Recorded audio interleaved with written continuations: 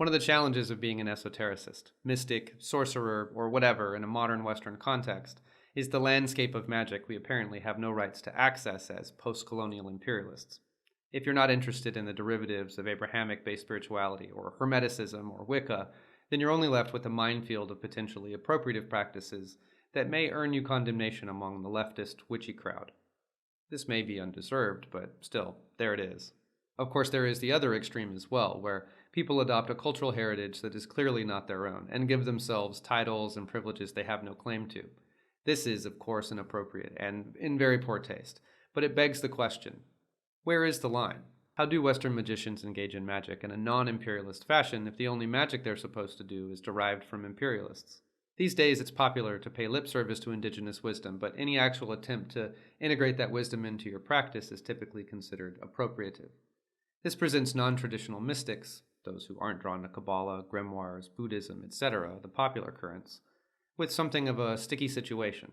Indigenous lifeways are inspirational, and adopting practices from indigenous traditions could help Westerners move away from the self-destructive paradigm that defines Western culture.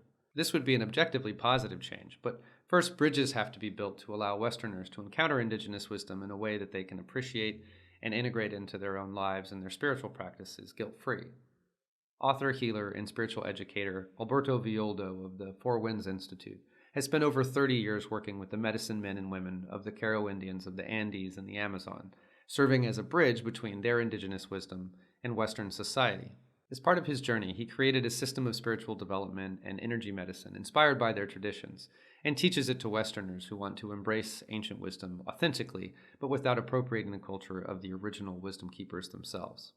One part of Villoldo's school is dedicated to teaching energy healers how to work with their intention, how to locate and remove negative energy from the body, how to heal trauma and restore soul fragments, extract energetic parasites, and so on. This is the training that I received a couple of years ago before opening my practice as a shamanic energy healer. The other part of Villoldo's legacy is a series of shamanic initiations designed to bring recipients into a greater awareness of themselves as beings connected to the earth, to the cosmos, to life in the universe, and to the divine, through 10 energetic transmissions from practitioner to protege. These 10 initiations invite universal archetypal energy into your field to empower you with greater energetic sensitivity, deepened faith, extrasensory perception, and the power to heal yourself and others, among various other new responsibilities. The first 4 transmissions are focused on enhancing your personal capabilities in healing, protection, sensing energy, and receiving messages from your spirit guides. The next 5 transmissions upgrade your energy field and your awareness with progressively expanding spheres of influence, inviting us to play roles as wisdom keepers and cosmic dreamers ourselves, just as the Caro have for hundreds of years, as they preserve this wisdom through the cultural genocide brought on by imperialism. The Munay Rites, as these energetic transmissions are called, are available to everyone equally, and they were designed specifically as a bridge to help bring the Western world gradually into right relationship with the world that we're currently so very out of alignment with. They serve as a form of magical initiation, and though simple in comparison to other initiatory experiences, they are nonetheless powerful and cause long-lasting changes in the psyche and the spirit when nurtured with regular practice.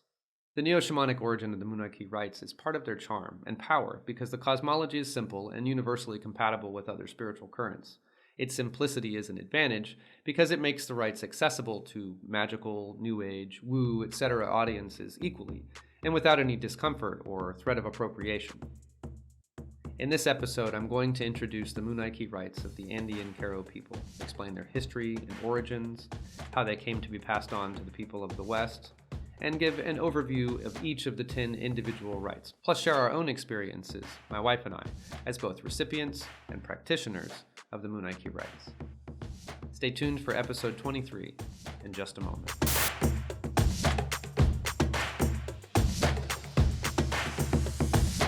Welcome to episode 23 of the Postmugglism podcast. I'm your host, Nate. Thanks for tuning into the podcast that talks about magic in the postmodern age. That is, praxis for surviving and thriving in interesting times. In this episode, I'm going to introduce a series of initiatory experiences called the Munay Rites, which were given as a gift from the wisdom keepers of the Andes and the Amazon to early neo-shamanic pioneers like Alberto Villoldo, as part of a plan to bring the people of the West back into right relationship with Mother Nature and the living cosmos. If you're new to this podcast, please consider subscribing wherever you listen. Apple, Spotify, Google, YouTube, etc., so that you get notified every 2 weeks when a new episode like this one comes out. And if you enjoy this content and find it valuable, know that I produce a lot more besides this show, and you can get it all delivered conveniently to your inbox, articles, videos, and more by visiting www.postmugglism.com and signing up for my email newsletter in the sidebar. Subscribers get access to special private content, and paid subscribers get even more content like deep dives, personal updates, and sneak peeks into my practice for just $5 a month. And if you're already a paying member, thank you for making it possible for me to continue doing this work. I really, really appreciate your support. Now let's get into the Munay rites, what they are, where they came from, how they work, what they're for, and what you can expect to happen after you receive them. Munay is the Karo word for love, and ki is a word that means life force energy, which has been borrowed from Chinese medicine and philosophy. Munay ki translates literally to love energy, and this is something of a coined phrase which describes the rite's purpose, unlocking the energy of the heart. In Karo cosmology, there are 3 primary energy centers in the body, associated with the 3 brains of the body: head, heart, and guts. A different type of energy and a different focus is associated with each of these energy centers. In the head, we are encouraged to embody right thinking, or yachai, meaning clear vision and calm thinking. Munay, or right feeling, in the heart, meaning acting in love or from the heart. And yongkai, or right doing, meaning acting authentically and for the good of others, from the stomach and guts. These energy centers roughly correspond to a combination of the belly, heart, and third eye chakras, and this framework for operating at each level of our being from a place of love puts the heart at the center of all thoughts, feelings, and actions, and shows us that operating from the heart, so to speak, is how we keep ourselves in good health and right relationship as we move through life. The initiations of the Munay rites are energetic updates that upgrade our field and reprogram our psyche to increase our capacity for love and our awareness of the divine universe, to prepare us to usher in a golden age. Alberto Villoldo, head of the Four Winds Institute, frequently tells the story of the return of the Karo, who had been living in the Andes at elevations above 15,000 feet, where the Spanish invaders and other later imperialists never found them. For 500 years, the Karo preserved a sacred prophecy of a great change, or Patchacuti, which would right our upside-down world, restore harmony and order, and bring an end to chaos and disorder. In 1949, anthropologist Oscar Núñez del Prado met 2 Quechua speakers, the once dead language of the vanished Karo people, and in 1955 he conducted the first Western expedition into the Andes to find them. 4 years later, in 1959, at the annual Feast of the Return of the Pleiades in the Andes, a gathering of over 70,000 pilgrims from all over South America, the Karo arrived unannounced and wearing the Incan emblem of the sun, a symbol of authority, and made their way to the center of the assembly to announce the prophesied Patchacuti had begun. They were welcomed by the assembly, who told them, "We've been waiting for you for 500 years. Since that time, the Karo have been building bridges to Western society through individuals like Alberto Villoldo and others under the tutelage of Pacos, or medicine men and women like Alberto's mentor, Don Manuel Quispe. In the foreword to his wife Marcela's new book about the Munay, titled The Sacred Andean Codes, Alberto relates a story with Don Manuel after they had been working together for a number of years, where Don Manuel asked Alberto to bring his top students to join a pilgrimage to Mount Asangate, where they journeyed together with 100 Karo men, women, and children who had already walked 3 days from their homes to attend this ritual. In the ceremony, they summoned, in their words, lightning from the upper world to bring a new initiation rite, the Masak Karpai, into the world. With this ceremony, the Munay rites were born, and Alberto was given his Andean nickname Chakaruna, the man bridge, and old karmic wounds were healed. As Don Manuel explained after the ritual, "I invited you because we needed someone to represent the conquistador, the white man. Our people need to heal the wound of the conquest, the raping of our mothers and the kidnapping of our children. We need to bury the sword of conquest." But he continued, "This rite is also for your people. You and I," speaking to Alberto, "are bringing it forth into the world, but neither of us is special. We are simply an instrument of our times." In the months that followed, Alberto received all the karpais, or initiations, of the Karo people from Don Manuel, and they worked together to adapt them to be palatable for Western minds. The final result, sometime later, were the first 9 initiations of the Munay rites. The 10th initiation, the rite of the womb, was received later by Marcela Lobos, Alberto's wife. The Munay rites are an extension of this bridge-building process, inspired by Karo cosmology and spirituality, but adapted so that their gifts are easily received and understood by a Western audience. Alberto and his wife have spent decades now performing these initiations and teaching this slightly modernized version of ancient Andean wisdom. And a few years ago, they began passing the torch to other practitioners in an effort to reach more people with the Munay rites through an intensive training program with the Four Winds Institute. My wife Sarah went through this training and is a certified Munay practitioner that has been practicing for almost 2 years now, performing the initiations and devoting much of her personal practice to cultivating a heart-centered approach to healing, magic, and life in general. I received the rites as part of my shamanic training and have used the various techniques such as protection and stimulating extrasensory perceptions to great effect in my energy healing practice. We know from personal experience how effective and impactful these simple initiatory experiences can be when approached with intention, and we're proud to be able to extend this bridge even further by making these rites available through the Sacred Serpent. Experiencing a Munay rite is similar to other initiations in that there is symbolism and a few ritual actions, but it's quite different in that there is no real performance, no lines to recite, nor wisdom embedded in the words. Aside from some simple motions, the entire ritual takes place in the mind, heart, and intention. The Karo described this less like downloading an update, which is a metaphor that works fairly well with modern mystics, and more like planting a seed that is watered, nurtured, and grows over time. The energy in the transmission is the seed they mean, which is implanted by the intention of the practitioner into the energy body of the protege or the recipient. Energy is transmitted from practitioner to protege via the same method that energy healers use to direct energy, intention.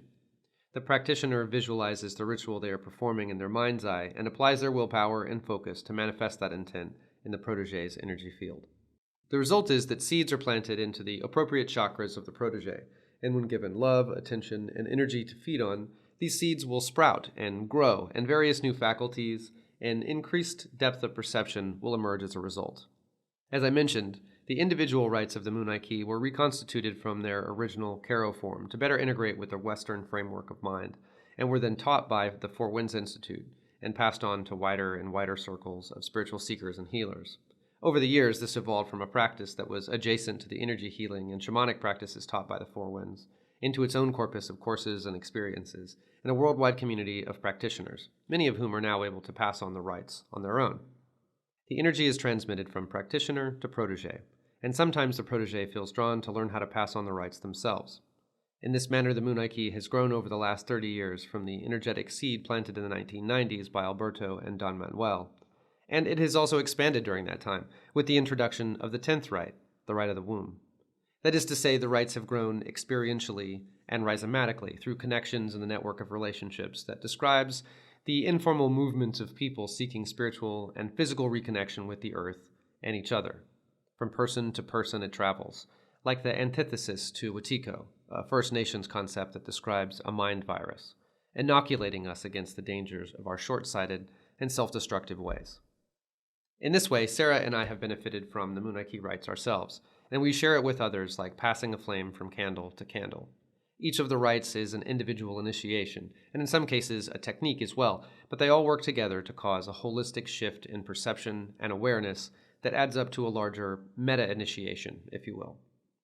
To make this a little clearer, I'll go over each of the 10 Munay rites to explain a little bit about each of their individual purposes and how they fit together as a whole. I'll start by listing all 10 with quick descriptions of their intended effects, and then talk about how proteges are prepared, how the rites are delivered, and what types of meditations and activities would ideally follow each rite to integrate the experience and start to grow the energetic seed within you. The 10 Munay rites are: the Healer's Rite, designed to activate your healing hands or the power to send healing energy to yourself and others. The Bands of Power, wards against energetic attacks with 5 bands of elemental energy: earth, water, fire, air, and spirit. The Harmony Rite implants the seeds of the 4 archetypes of the directions, and the guardians of the underworld, the middle world, and the upper world in your energy body to aid you with intuition and understanding and working with energy. The Seer's Rite installs and activates energetic paths from the third eye to the visual cortex, and then down to the heart and back to stimulate extrasensory perception. The Daykeeper Rite recognizes the daily cycles of life that keep harmony and balance in the land and its inhabitants, and brings you into an awareness of your role in this scheme.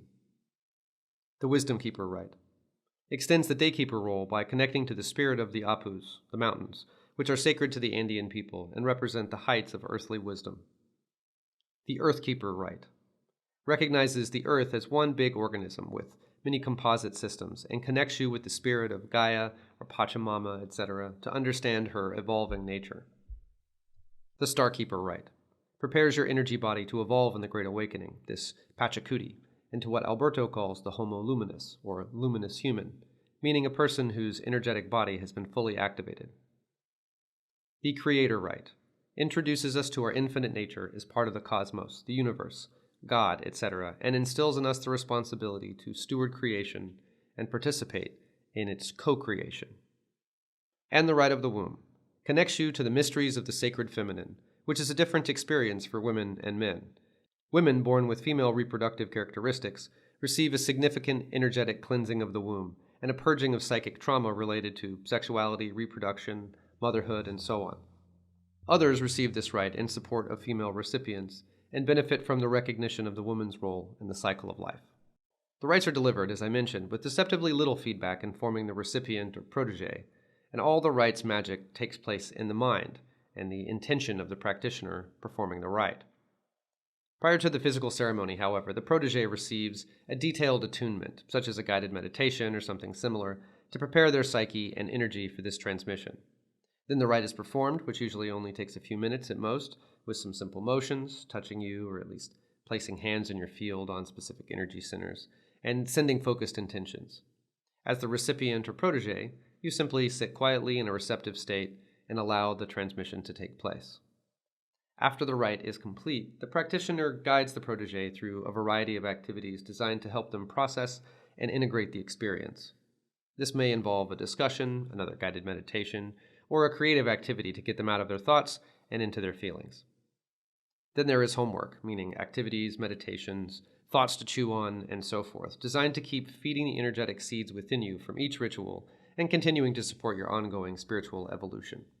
The homework usually consists of particular visualizations, meditations, and so on that increase your awareness of these energies in your life and enable you to focus on them, feeding the seeds with your attention.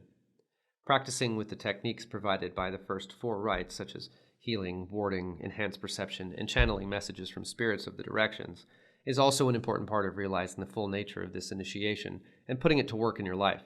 Even if you're not formally an energy healer or a shamanic practitioner, you can engage in healing yourself and the people in your life with any basic form of energy work, like Reiki, for example, and you will find it easier and more effective because of this initiation. But after the rites, the integration, and the homework, what are you left with? What is it that happens to you physically, mentally, emotionally, and spiritually that makes these rites so meaningful? At first, very little. Receiving the rites is calming and pleasant, and likewise the meditations and other activities that follow are similarly light and pleasant, but incomprehensible at first. This lasts for a while until you become eventually vaguely aware that something has changed, but you're not sure what. This is typically where people get bored of the homework and don't stick with it to receive the rite's full potential. That, and it's easy to forget what's happening to you, is primarily energetic and therefore invisible, and let it slip from your mind and your routine. However, looking back on the experience after 6 months or more often yields surprising realizations about how far your perceptions and your priorities have shifted. This is a subtle effect that may go unrecognized at first, but it gradually builds to more remarkable changes after as little as a few months if the process is embraced with dogged persistence. With less investment, the process can take longer, maybe months or years, and without attention and nurturing the seeds, they can simply languish like any seeds cast in infertile soil. Thus, your mileage varies based on the way that you engage with the process, but a wholehearted engagement yields the kind of results after 6 months or so that will have you looking back in surprise at how much your worldview has changed without you realizing it. The first of these rites is called the Healer's Rite, or the Hampe Karpai in Quechua, the language of the Karo, and it opens the door to the initiatory process by first explaining during the attunement that we are all healers by virtue of self-healing, and that healing means something different than curing. Healing is a journey, where a cure is perceived as a destination, and we usually want that to mean back to the way that things were before, unrealistic as that usually is. It's a misconception that when we get sick, we're supposed to take a pill and have everything go back to the way that it was before. And this framework prevents us from taking cues from our body which would move us towards better health, which is a journey metaphor. Seeing life as a journey and health as a part of that process, We are actively, every moment of every day, exercising our right to choose how we collaborate. Are we healing ourselves or contributing to disease in our bodies, minds, and spirits? Humans have the power to direct the flow of healing energy with their consciousness by sending loving attention to the body, boosting its ability to heal itself in miraculous ways, and, as with the body, so goes the mind, and so on. Preparing for the healer's rite is about removing the preconceptions around health and healing that have been programmed into you by the rationalist capitalist framework of mind. Mainstream society is so obsessed with expertism, particularly when it comes to health, that it continues to overlook any solutions which don't come from those same experts, all while we watch the quality of their results decline steadily and alarmingly over the last 50 or so years. Imposter syndrome around not being an expert limits people from feeling like they can help at all when everyone has the power of positive intention at their disposal, regardless of whatever the experts say. Your body heals itself constantly, regenerates itself constantly, and you are constantly sending your intentions into the world and at the people around you, so you are always either healing or cursing in a manner of speaking. Becoming aware of this power means that you can exercise control over it and send it always in the direction of greater well-being for all creatures. In many traditions, this loving energy is transmitted through the hands, such as the biblical laying on of hands and so on. And so in this rite, the practitioner takes a part of their energy, their wisdom, and experience as a healer, and places it into the hands of their protege, empowering them with greater ability to heal energetically. Marcella describes this ritual in this way.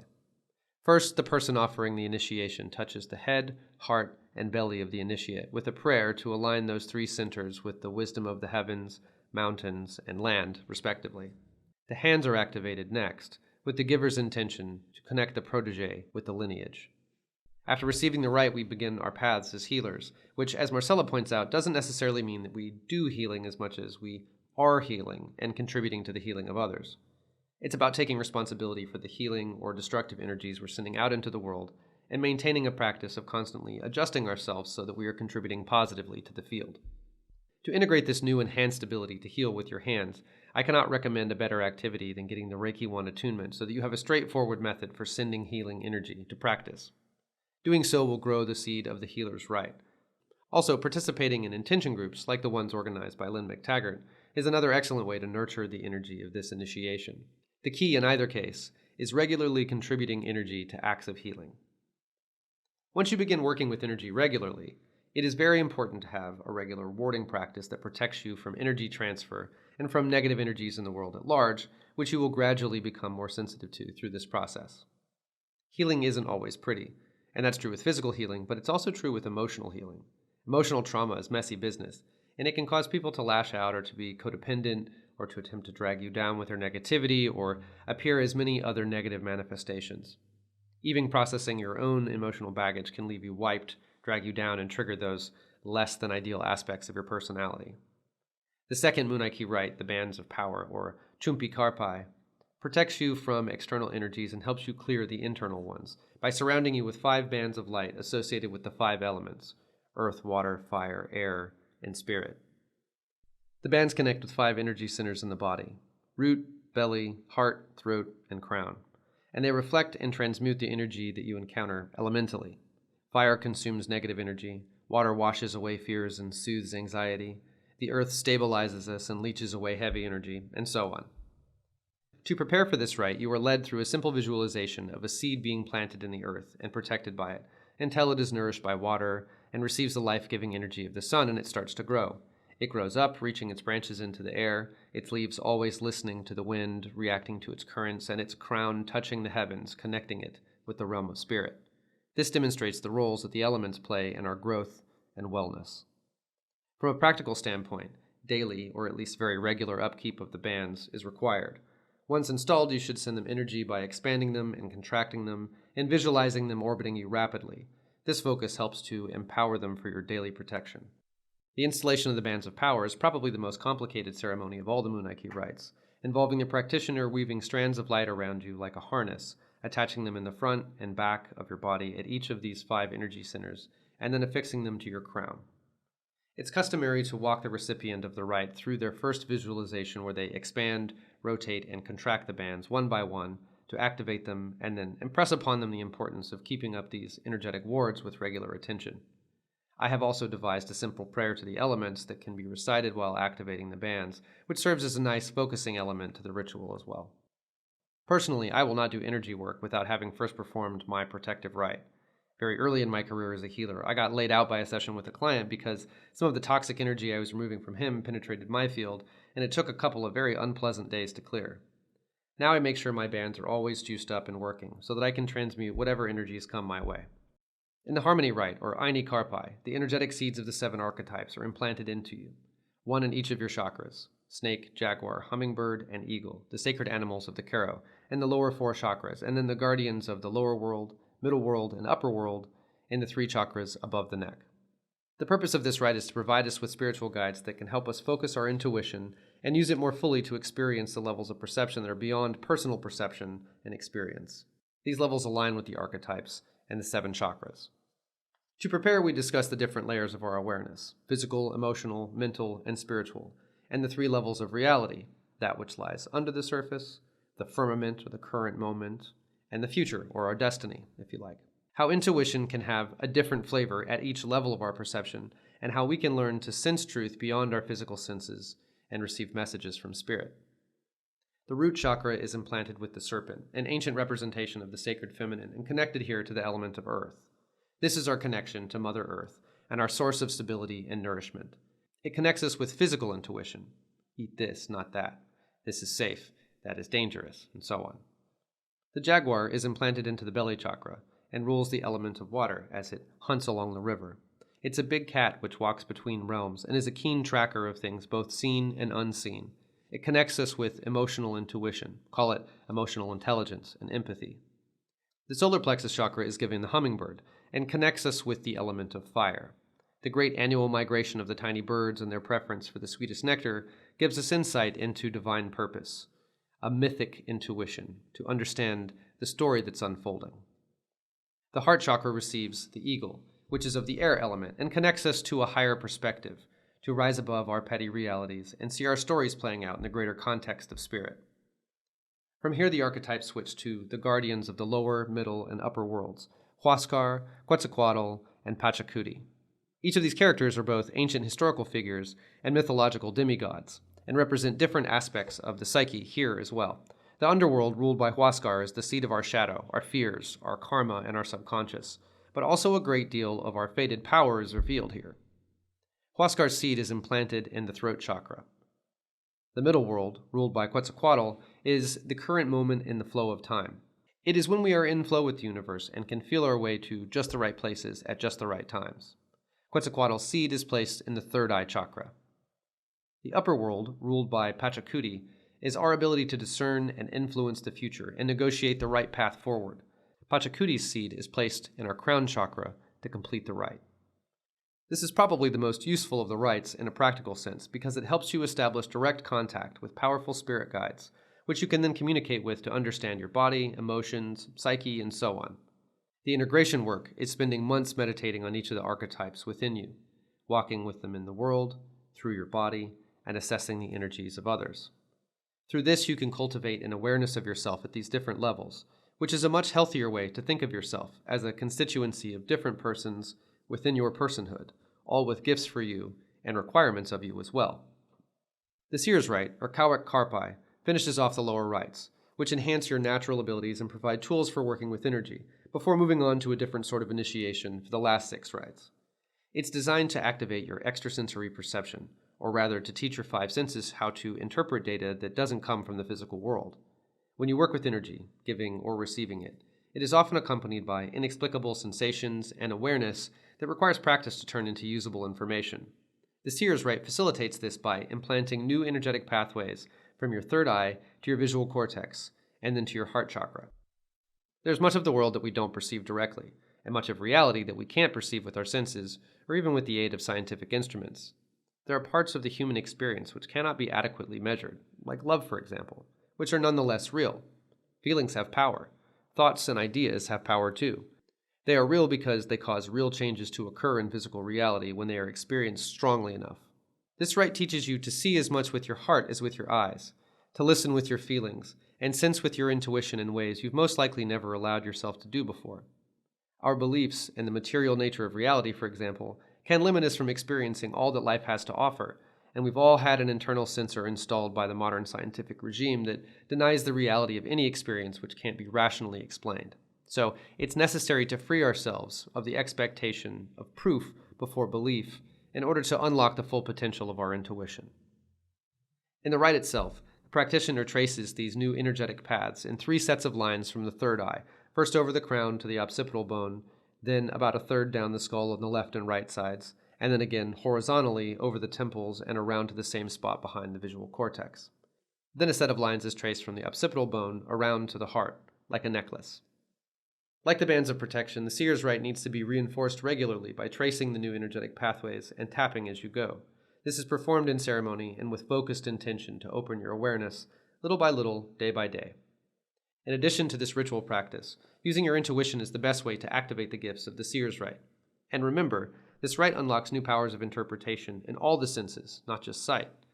Pay attention to the subtle tug of intuition wherever it appears, be it what you see with your physical eyes, or your mind's eye, or hear with your ears, or in that little voice in the back of your mind, or by touch, or by sense. Messages from spirit can flow through any of our perceptions. It just takes some getting used to. Past those first 4 rites, the dynamic of the initiations changes considerably, and each of the next 5 rites repeats the same ritual steps, but with a different intention, visualization, etc., a different energy that's being transmitted. Think of these rites as a ladder, or progression, that starts with the scope at a local level, bigger than you but smaller than the universe. Then as you progress with each of the subsequent rites, that scope widens a bit more, and your awareness expands with it until, at the highest level, you've been given the seeds for divine awareness. The first step in this process is the 5th rite of the Munay key, the Daykeeper rite, which is called the Pampa Masaya Karpai. Pampa refers to the plains or the lowlands, the belly of the earth, where food could be easily grown. It aligns with the sacred feminine, the source of nourishment and fertility, and is about maintaining balance to ensure for the nourishment of all.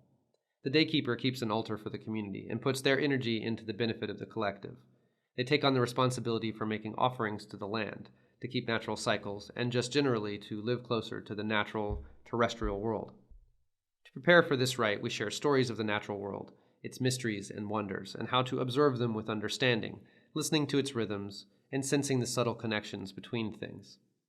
As I said, the ritual steps are the same for each of the next 5 rites, including this one, which are only simple gestures touching the right and left sides of the body, representing the masculine and feminine aspects of duality, and to create balance, and then tapping the recipient's forehead, heart, and belly to activate right thinking, right feeling, and right action, respectively.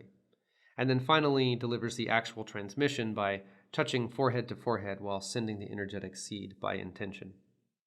Following this rite, it's recommended to spend more time in nature, to watch the movements of the heavens closely, observing the rising and setting sun, the phases of the moon and their eclipses, and movements around the zodiac throughout the year, celebrating full and new moon, solstices, equinoxes, and so on. Keeping plants, caring for living things, and stewarding the earth, as well as making offerings to the land spirits, and so on, are all habits that daykeepers should cultivate. Where the Daykeeper rite connected to the energy of the lowlands and of the earth, the Wisdom Keeper rite, known as the Alto or High Masaya Karpai, connects with the energy of the Apus, or the spirits of the Andean mountains, which hold great wisdom in the cosmology of the Karo. The mountains represent air energy, which is a masculine, mental kind of energy. Their shape is generally masculine. They are solid and immovable, formed of an immense inner strength that has formed through their endurance. And they are wise because they are ancient and reach the heavens. To prepare to receive this rite, it's necessary to take account of your own masculine nature. Is it healthy, or does it harbor unchanneled aggression? Do you have unhealed trauma in the patrilineal line? After taking stock, we connect to the energy of a mountain in your memory, if you have one, or call upon the Apus of the Andean mountains if you don't, and visualize sitting at the top of a mountain with a panorama laid out below you, savoring that sense of clarity that comes with perspective. In the rite, the practitioner calls upon the spirits of the mountains that they know and of the Andes, and follows the same ceremony as the Daykeeper rite. Afterwards, the best ways to integrate this energy are healing patrilineal trauma, finding a mountain-shaped stone for your altar and connecting with it regularly, and tackling physical challenges to become more resilient. In the Earthkeeper rite, known as the Kurok Akuyak Karpai, you come to see the earth as one big organism, as Gaia, a living, evolving being with personhood and spirit, and ourselves as part of that whole. It is the same feminine energy as the Daykeeper rite, now at the global scale.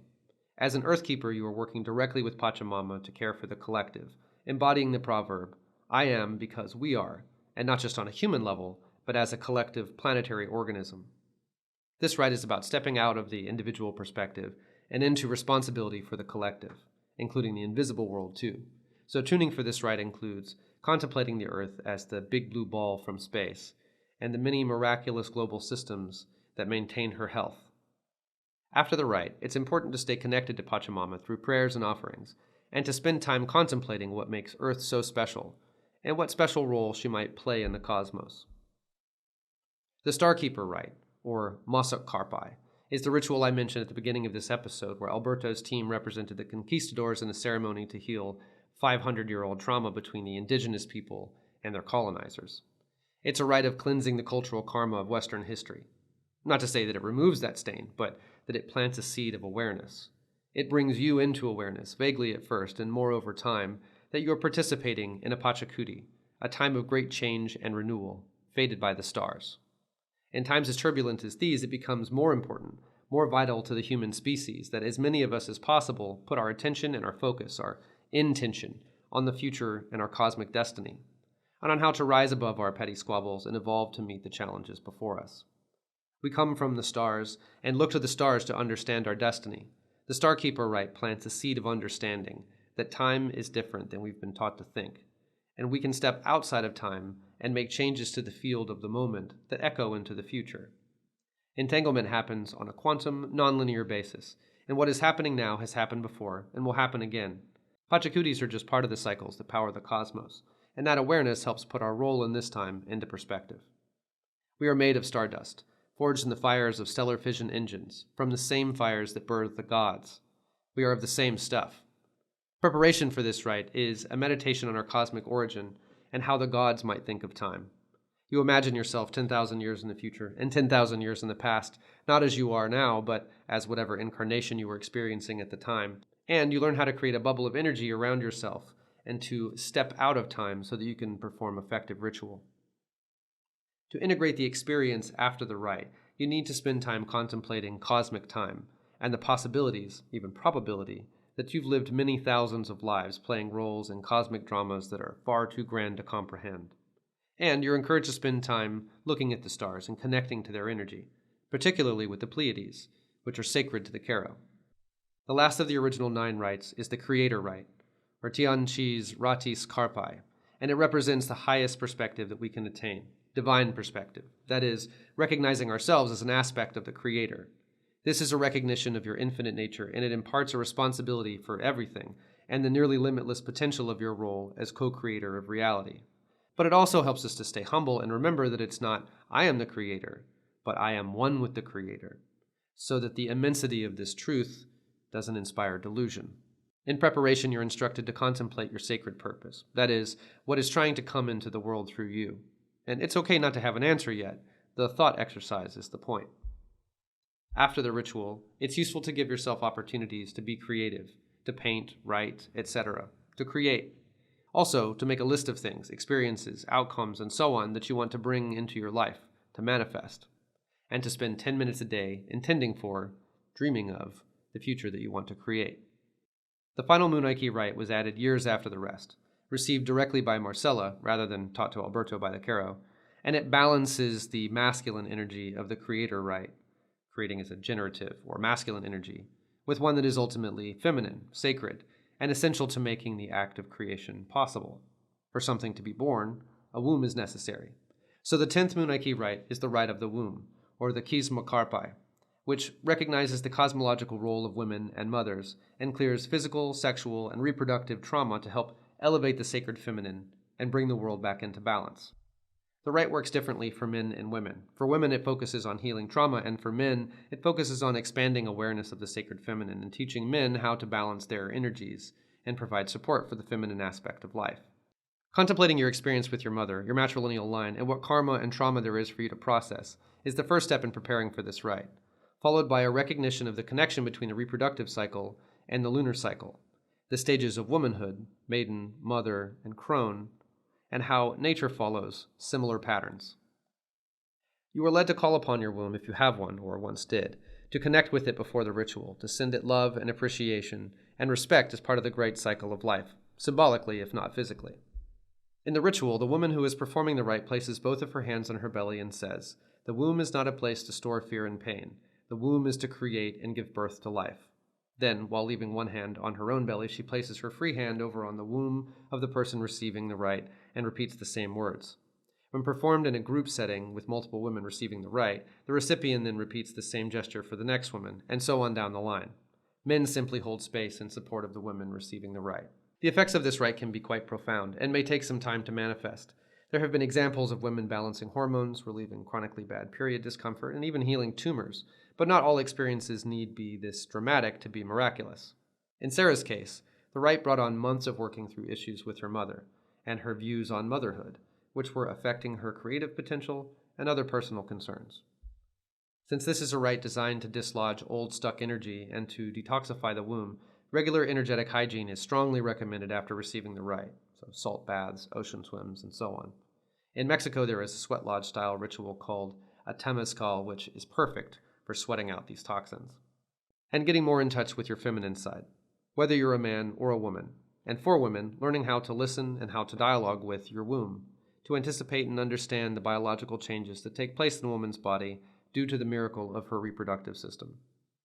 That provides you with some understanding of the individual rites themselves and how the Munay initiations work together to bring on subtle but significant changes over time.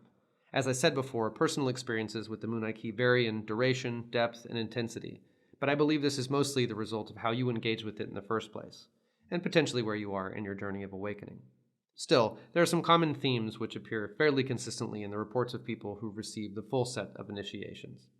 Since Sarah and I have spent the most time around each other during our initiatory experiences and the subsequent months of integration, I thought it might be interesting if Sarah describes how I've changed, and then I describe how I've noticed her change in the time since we received the rites. Sarah's away on a trip to see her folks in the US, so I wasn't able to record her voice for this, but I'll just read her words here, describing the Munay's effects on me since taking the rites a little over a year ago now.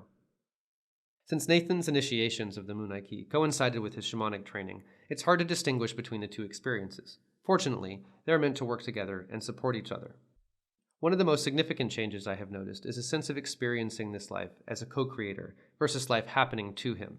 This can show up like planning a full day of outside chores only to change due to weather constraints, and realizing that, oh, my body must need rest today. Or asking Spirit for guidance versus assuming that he must have all of the answers on his own. Former ways of looking at things might have been, this is happening to me, and it has evolved to, this is happening for me. I have also noticed a greater sense of grace under pressure, and this is demonstrated frequently by his allowing of circumstances to unfold, right love, evaluating a given situation, right perception, and then working with solution energy to move forward, right action. What's been most remarkable about Sarah's experience with Munay has to be broken into two equally relevant categories: her experiences as a recipient and her experiences as a practitioner. As a recipient, the shift in her perceptions and priorities is extremely noticeable. When I started gardening again in 2020, Sarah was amused, if anything, and didn't have any desire to participate beyond eating the fruits of my labors at mealtime. Not to say that she was against it or even uninterested in what I was doing, but it was my thing and she was not the least bit motivated to participate. After a while, she warmed to spending time in the garden, as it was quite beautiful, but still had no particular desire to plant or to learn about plant lifeways, to stick her hands in the dirt, etc. After receiving the Munay rites during her practitioner training course with the Four Winds, this changed dramatically, and though it felt gradual, a strong attachment to nature, a craving for time spent in natural settings, and new habits of going barefoot in the grass and talking to plants manifested after only a few short months. She even shed a tear the other day over my description of composting as symbolic of death and the key to soil reclamation and restoring biodiversity, aka life. A few years ago, this would have elicited a mild, at best. Now she's moved to tears at the beauty of the cycles of nature. She also mentions getting gardens started out on our property in the jungle at least as often as I do and gets all misty-eyed at the idea of living under trees. The difference on a personal level is remarkable as far as I'm concerned.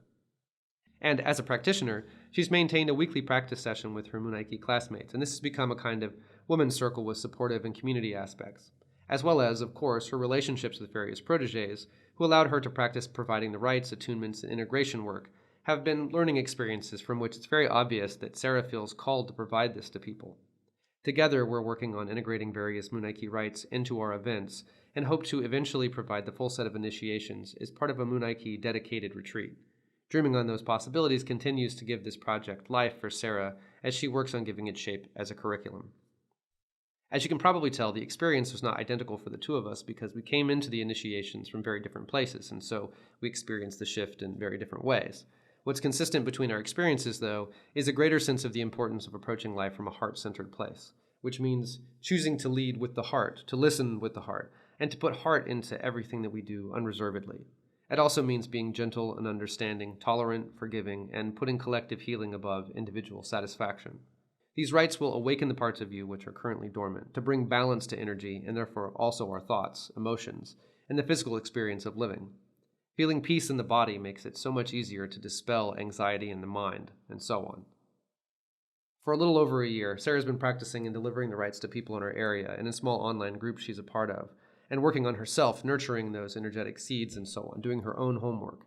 Now, though, she's starting to offer those rites to groups as part of the series of events that we will be making announcements about in the near future. You can also reach out to her directly if you have any questions or interest at sarah@sacredserpent.co. To learn more about the Munay rites, you can read Marcella's new book, The Sacred Andean Codes, which goes into the history of the rites, their origins and evolution, and each of the rites themselves in great detail. You can, of course, also take the Four Winds Institute's course for Munay practitioners that Sarah went through a few years ago. You can learn more about the Four Winds Institute at www.thefourwinds.com. There aren't very many initiatory experiences that don't involve membership in an order of some kind, or the adoption of a particular praxis or theosophy, or worse, fly too close to the proverbial sun and cross into actual appropriation and cultural theft. The neo-shamanic orientation of the Munay rites sidesteps many of the potential pitfalls that traditionally go with this territory because it is a system which was deliberately adapted for Western audiences as a gift, a proverbial olive branch to heal the rift and the trauma between the indigenous peoples of South America and their colonizers. Bringing the descendants of colonizers into right relationship with the land is the only way to move forward in peace and harmony with nature. And that's exactly what these initiations do. They, gradually, make you aware of the connections you share to the world around you and the greater cosmos beyond it, and how to fit into this scheme in a way that is meaningful and sacred. Thank you for tuning in to the 23rd episode of the Postmugglism podcast. I hope you feel now both curious about the Munay and also informed about what they are and what kinds of effects they can bring into your life. If you enjoyed this show, please consider subscribing to this podcast so that you get notified whenever I publish new episodes. And if you're looking for more good quality content about magic like this, you should check out my website at www.postmugglism.com for a lot of other articles, videos, and other episodes of this podcast. In the next episode, I'm going to compare different schools of thought when it comes to clearing away negative energy from yourself or a space, to see if we can spot any universal practices that we should incorporate into our own routines. I hope you tune in for that show as well. Until then, thanks for listening, and may the gods be with you.